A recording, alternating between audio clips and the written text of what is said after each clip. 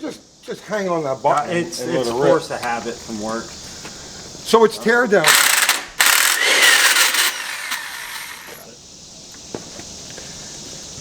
And you know, this is actually one of the most important phases of doing an engine rebuild. A lot of people are just like, oh, just rip it apart and throw it on. No, you want to be very slow and you want to be very methodical when you're taking one of these things apart, because you're going to discover all of the engine's issues. You need to examine things. You need to take measurements as you're taking it apart, and we'll get to that, you know, in a little bit. But the first thing you're going to need is like what these guys have done here. They've set up, you need tools, right? So they picked up this stand over here. How much was this stand? $50 at Harbor Freight. $50, right? An electric impact gun is always a great investment. Sometimes you're working where you don't have air, you don't have electric, and so when you need to break bolts, you know, like on a flywheel, what you can do is just take a spark plug out, fill a cylinder with rope, right, and then use, you know, and that'll keep the motor from rotating, and then you can use, you know, regular wrenches on it. That's also a good way when you're putting the engine together, when you have to torque things, you know, just fill a cylinder with rope, and then, you know, rotate the motor till it stops, and then you can torque your flywheel and whatever else needs to be, you know, locked down. You are going to need some tools, some other tools for a successful teardown. One of them is one of these, a harmonic damper puller. Every engine needs a harmonic damper puller. I can't think of any off the top of my head. You're going to come across it, they just slide off. Early Buick V6, I think. All right, but at any rate, you need that. And you're going to have to take some measurements as you're taking this thing apart to know what's going to get sent off to the machine shop and whatnot. You're going to need, you know, basic, simple feeler gauges. Okay. And then you get into the more precision, you know, you got to measure crank journals and the width of the connecting rod, you know, the big ends and all of that. So, if you get yourself one of these things, just a regular digital caliper. They work great. These things, they've gotten so cheap. The first one of these I bought was about 30 years ago, and I think I paid like $400. These things are like $25 now over at O'Reilly, so just grab one of those. I mean, if you want to get really scientific about it, you go get yourself some verniers, and, you know, who even knows how to read one of those things? That's Pierre Vernier's revenge, you know, he left that behind to torture mechanics forever. So at any rate, so what we got to do now is we got to mount this thing on the stand and then start popping things off. Guys, do your thing.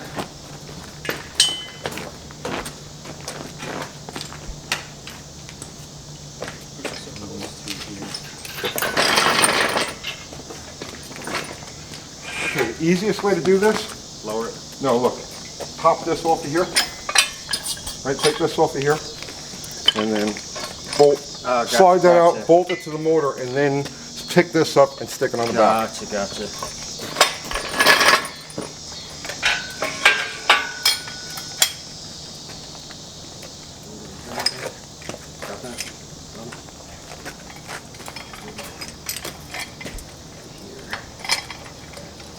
They've already got their pre-assortment of bolts and washers. This is actually one of the most time-consuming elements, is getting all of the hardware you need to bolt the stand to the back of the engine. So we cheated a little bit, you know, before you guys came along.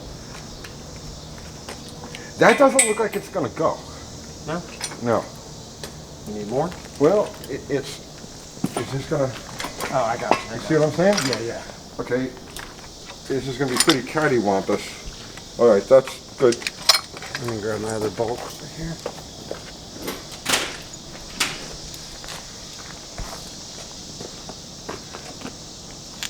I think we can fast forward to where they've actually accomplished this. Speed this up, Uncle Kathy. Well, wait, let's entertain the people in other ways while they do that, okay? Let's see, here. Short. Let's take our digital caliper here, and let's clear that, turn it on. Okay, and don't move. Uncle Kathy's left wrist is exactly 2.047 2 inches, 47 thousandths of an inch. Who knows? Let's measure Uncle Kathy's nose. Right at the tip there, it's 706 thousandths of an inch. You guys aren't done yet? No, my second set were too short, like a Momo. I'm running out of things to measure on Uncle Kathy. All right, just fast forward. Down slowly.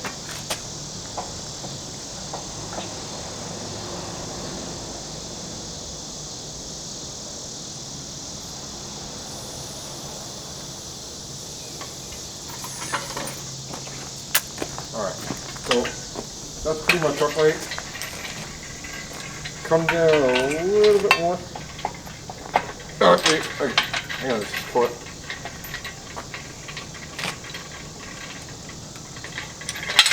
Pull that thing out of the way.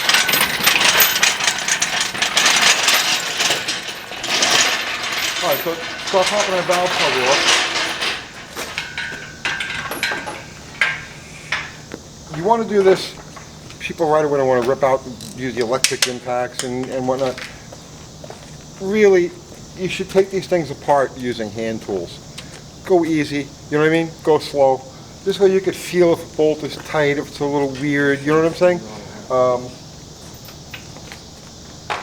You don't rush with this. So, let's fast forward to where he's actually got like the chain off and the valve cover off. Let's fast forward, Uncle Kathy. All right, so now cover's off, and we're going to use the valve cover to hold all of our hardware. Anything that's coming off the top of the motor is going to go into the valve cover, and so that's separated and it'll get cleaned and whatnot. We looked over the rockers. The rockers are all, you know, they're all straight. We thought we saw a bent one when we had this valve cover off before, but it turns out they're all right. All right, so start taking these bolts out. Now, if you're doing this on a rocker shift engine like this Slant or any Chrysler product for that matter, Buicks are like this also. Wait, hang on, go slow. Just loosen them all, right? But don't take them all off in one shot because you don't want to distort the shaft. Okay. So just go a couple of turns, and let me show you another thing too, right? Look, when you're going to go loosen one of these bolts, right? You do it like this, okay? You just hit it with the palm of your. There you go. Right. So just go exactly. So just go a couple of turns on each. Now go back and do them all. So you want to just make sure the rocker shaft comes up kind of evenly. You don't want to distort it. It's not really that critical on an engine like this when you start to get into like things like real valve springs, big cam lift. Then it becomes a real issue. But it's a good practice. Do it a little bit at a time. Get them all off. And also you want to keep your hardware on the rockers correctly oriented because some of them are going to be long, some are going to be short. They have different, like for instance on the Slant 6, you have 6 of these type of washers and then you have one long one that goes in the center. So you want to keep all your hardware in the rockers oriented correctly. So I'm going to pop those off.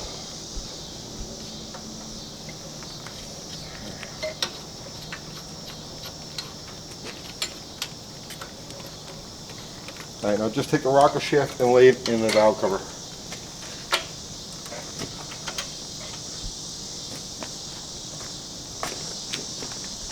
Keep that kind of upright.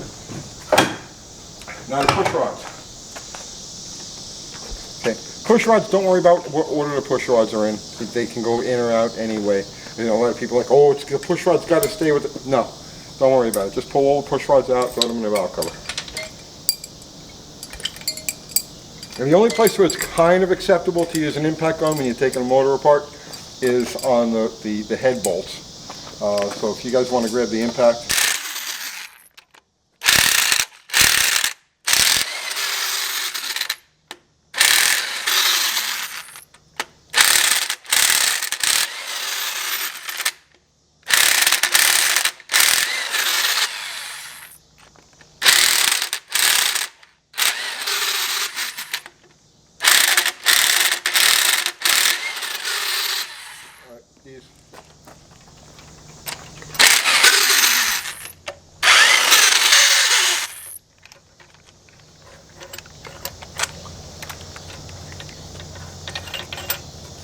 Now a lot of you guys are like, oh, you're supposed to undo it from the center and then go out. When you're putting it together, yeah, you need to start in the center and work your way out so that you're laying out the head gasket correctly.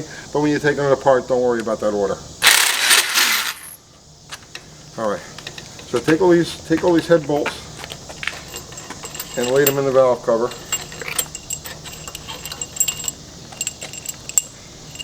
I'm going to grab that blanket and lay it down, Jimmy.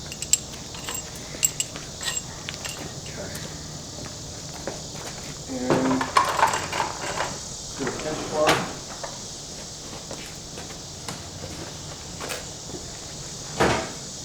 Just toss it under there, it'll be fine. Okay, so this is 80 pounds of cast iron, guys. Ready?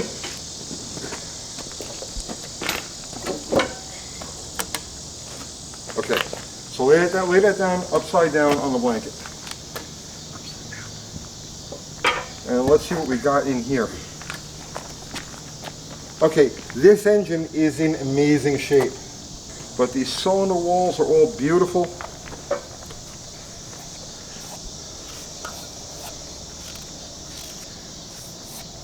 We'll rotate the motor around and give everything a much closer look in a little bit.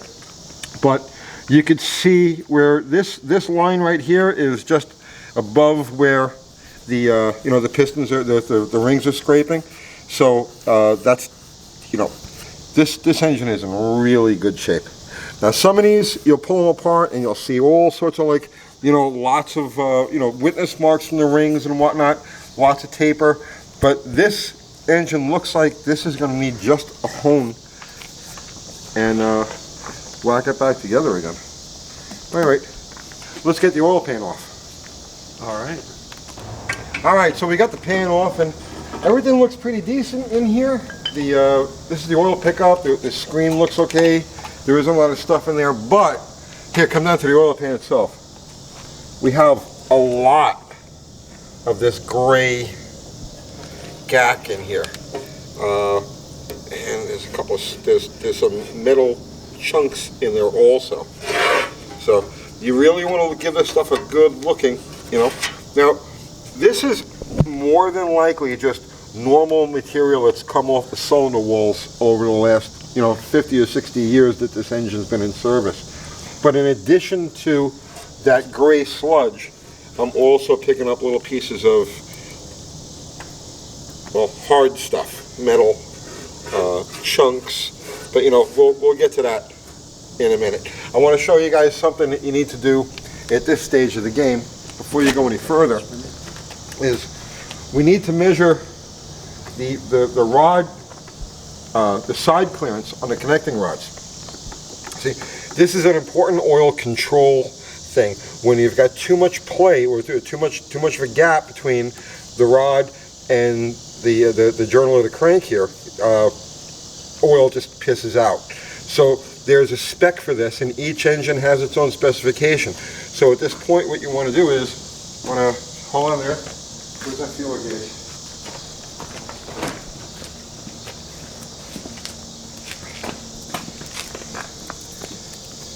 You want to go all the way to the end there, and you want to get a feeler gauge in there. And let's see, let's start it. So we get a 10 in. And 10 goes loose. 14. All right, 14 won't go. So it looks like we're at 11 thousandths. Okay. That's what we got. We have 11 thousandths side clearance on the rod. Now once we've taken it apart, you want to check all of these.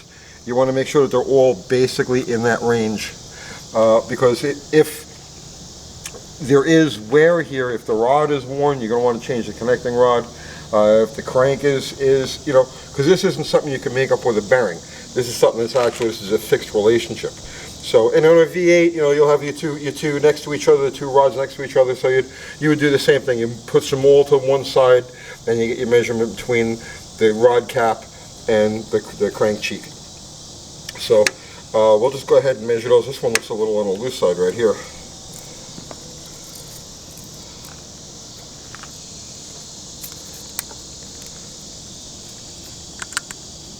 Oh, 15 won't go. So, at any rate, this is just one of them little time-consuming things that you're going to want to.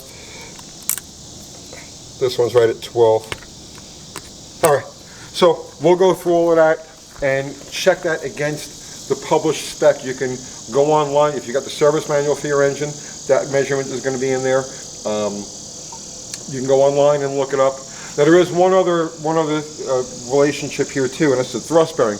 Now this engine was a stick, and usually, with a clutch car, you'll find somewhere at the thrust bearing surface, but you can't really make that measurement now because the bearing itself could be worn. So you want to save that and actually measure the cheeks of the crank themselves when it's out. So anyway, let's keep taking this thing apart. Unscrew this and let's get that damper off. Alright, so here's where the magic starts to happen. We're going to knock the pistons out of it. So, first things first. We've checked and all of the rods are numbered. And it's important, I cannot stress this enough, it's important that the cap, the nuts, stay with the rod that they came out of. Each cap is marked 1 on the, or each rod has a 1 on the cap and a 1 on the rod itself. So this is number 1, this is number 2, this is number 3, number 4. Alright, so make sure that they're numbered before you start taking it apart. If they're not numbered, and I can't think of any engines that aren't numbered, but if they're not, at this point you want to take a punch set or a scribe or something, and you want to number each of the rods. Alright, so first things first, rotate. We're going to start with number 1 here. So we'll rotate the motor so number 1 is facing straight up. Now, these nuts. Now we are going to reuse these rod bolts. I know, rod bolts. You got to put good rod bolts in it, right? Yeah, absolutely, right? Race engine. This is a street engine. It's never going to see the switch side of 6,500 RPM or 5,500 RPM for that matter, right? Stock bolts are fine. You don't have to reuse them. These are all extremely high quality fasteners right from the factory. Okay, so first things first. These 2 nuts, right? Just loosen them loosen this one about a half a turn, and then loosen this one about a half a turn. Okay. That one's already loose about a half turn. How is it already loose about a half? I loosened it before You loosened it already, okay. All right. No, that's not what I want to do. Half a turn, go ahead. Okay. All right, so we're loose now, okay. So, screw the nuts until they're about there, right? You want to get past the rod, the bolt rather, okay, to right about there. Then you're going to take a hammer, okay, you're going to lightly tap down on the nut, and you're going to separate the rod from the cap. Okay, so now you can take these nuts off, and the cap doesn't want to move. I think we need a screwdriver.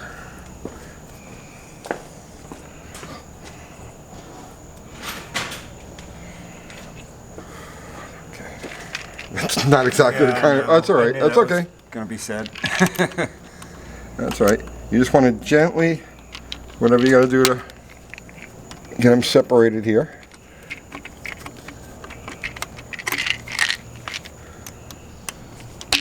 There we go. Okay.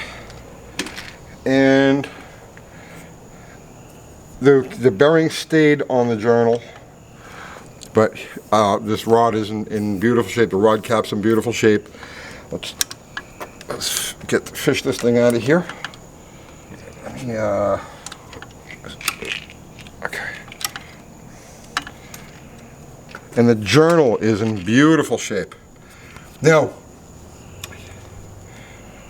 here's the thing with these now, okay? From the factory, all of your 60s engines, right up to the early 70s, especially ones with forged cranks, have hardened journal surfaces. Unless there was damage, unless the motor ran like without oil, it spun a bearing, generally these things will stay pristine. Your rule of thumb is this. You don't even have to measure these things, okay? If you can drag your fingernail across it and feel any type of ridge or any type of, imperfection there, have a cut. Send it out to the machine shop. Let them take whatever it takes, 10, 20, 30 thousandths of an inch, whatever it takes to clean it up and get it round. On these engines, I can tell you for sure, all of your Chrysler engines from this era, all have a nitrided crank surface. It's about 3/1000ths of an inch deep.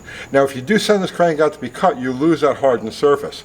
So, you know, for the health of this thing, you want to make sure that, you know, leave it alone. Also, if you're taking an engine apart and you're not sure about what the size you're dealing with is, because the engine could have been rebuilt how many times in the past.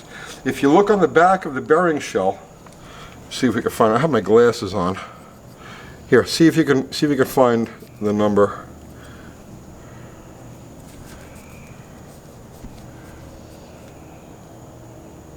I don't see no number. Look on that side there. No. There's no number on there. No? Okay. Most of these are, this one isn't, most of these are they'll have, it'll give you the part number. Wait. There you go. It's there, you're just going to look carefully. It's wore off, but it's there. I can't make it out, but there is a print right there. Yeah, it should say standard, STD on it. I can see the T, that's all we're getting. Okay, so this shell, if this engine was rebuilt and let's say it was cut 10, 20, whatever it is, it'll be stamped on the back of the bearing, the size of it. This one is just about completely like, you just really can't make it out. But yeah, I can make out the T in there also. So this is standard, and also, you know, if you look at the surface, this engine is like literally, this engine is like brand new. This thing's in amazing condition so far. You know, we still have to go through the rest of the engine, but that's looking really good. All right, so the last step is to pop the piston out. Okay, so using this prop piston, what you want to do is you want to put, usually we use like a wooden dowel, but you can use a long socket. You want to put it right against this section of the piston, okay? So we're going to use this extension here, and let's see, right here, let's get it from this side, right there, okay, and we're just going to lightly tap, going to have somebody catch this thing.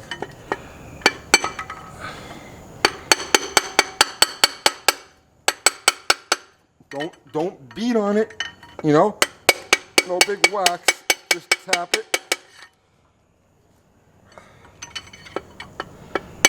There it goes.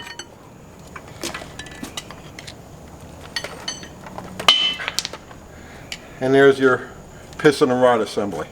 And again, the upper shell on this thing, this engine is in phenomenal condition. It's literally like brand new. Okay. And then take your cap and you put it back on the rod oriented. So see the tang right there and see the tang right there? Put them together. That's it. Screw your nuts back on.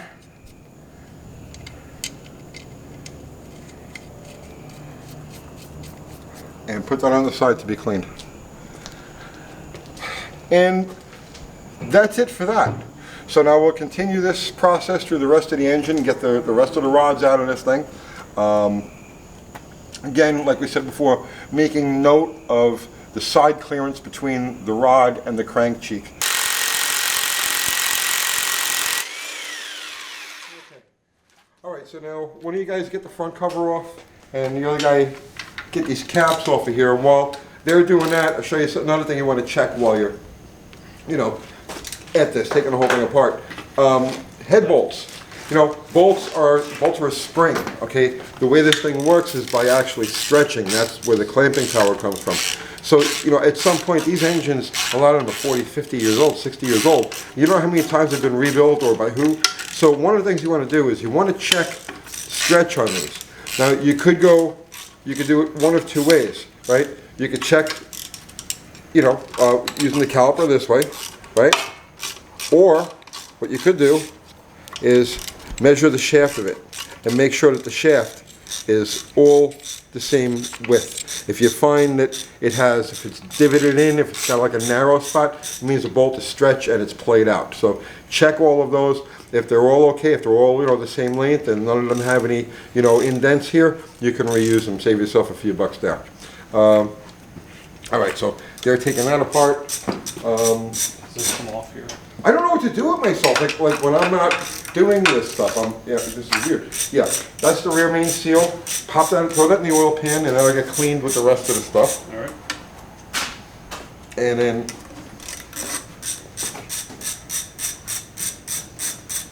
I don't know if the oil pan was so far away. We pick up a lot of real estate. Yeah, really. All right, I'm gonna.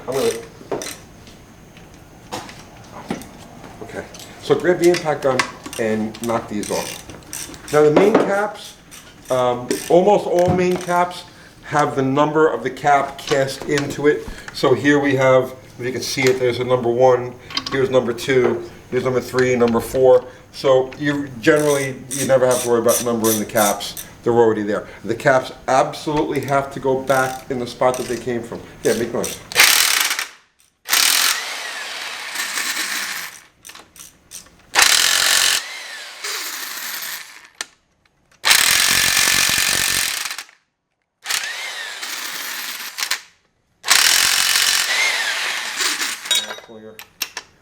This is a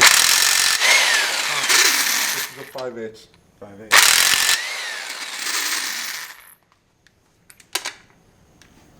Okay, you forgot these. Okay.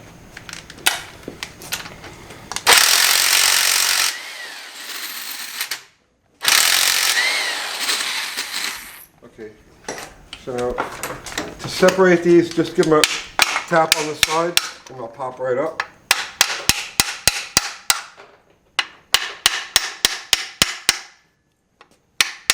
Maybe not this one. There you go.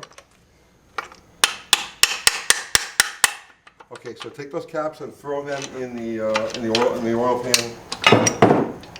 They're all in the bottom end stuff, all of the bolts, parts, bits and pieces that have to get cleaned. They're all going to go into the oil pan, and that's where we're going to do that stuff. I'll hold the crank for you. Okay. Now this is a replacement timing chain. This isn't the original one that came on here. The original one had a nylon gear, and there's a good chance that some of the metal that we found in the pan was from the original nylon timing gear coming apart. You know, which is just a common thing. So here, just pop this. Yeah, I get this all tapped forward. That should pop off of there. Come on. There you go. All right, so now lift the crank out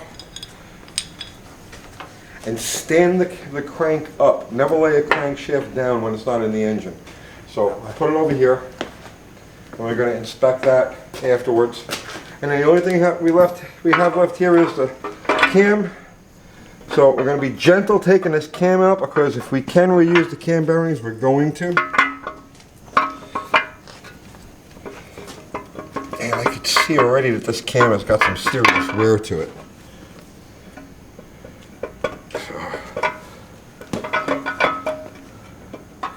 Come on.